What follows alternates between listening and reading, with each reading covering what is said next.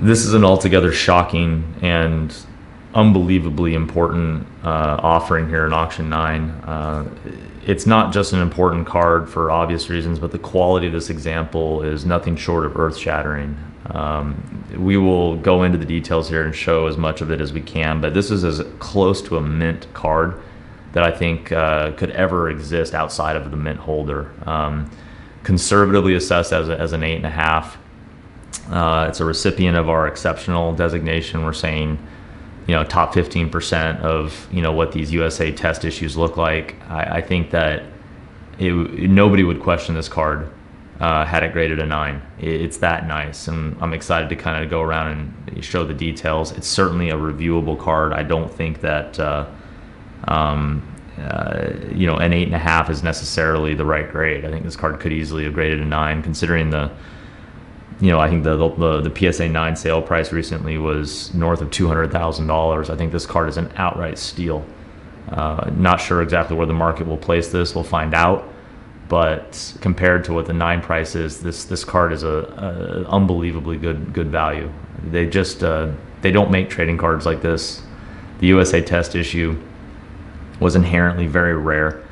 It does have some, lore to it. It's rare because it has the only English back to it. It was thought to have been issued in very limited quantities and very, controlled locales.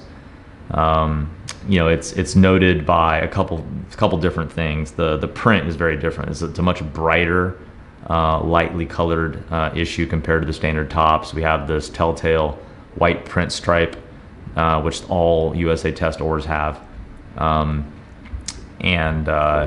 It's this kind of a I don't know, hobby lore card.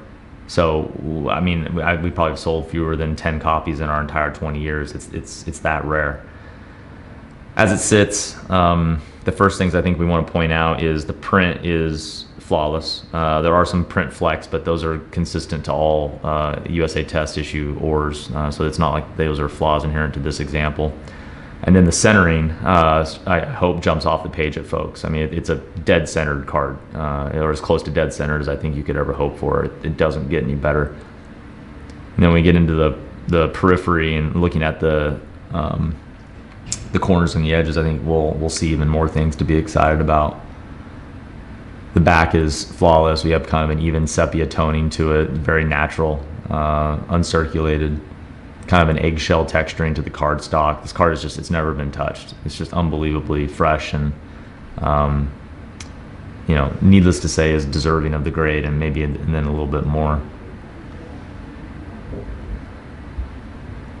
Corners, in our opinion, are easily worthy of review. I think they're as close to mint condition as I think you can get while still being in an 8.5. They have little tiny ticks of wear. If there was anything you would point at as to why it wasn't a 9, you would reference the corners. But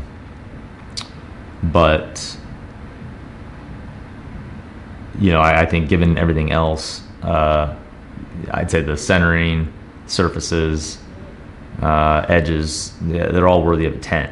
And so I think the corners being, strong 8.5, 9 corners, I think this card is, definitely worthy of a review for the 9 designation.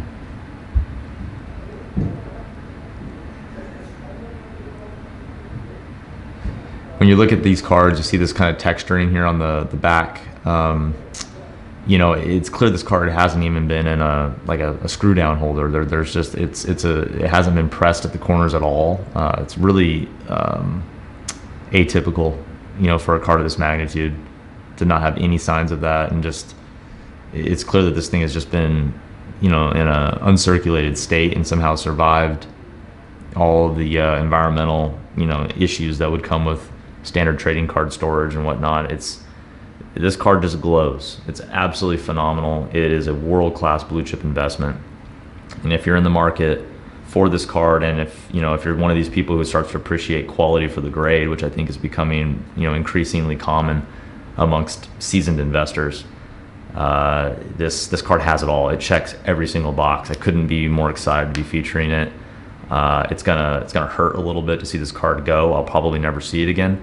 I wish the bidding community the best of luck, and take it seriously, because this is a potential once in a lifetime. Really excited to be featuring it again. So wish the bidders the best of luck.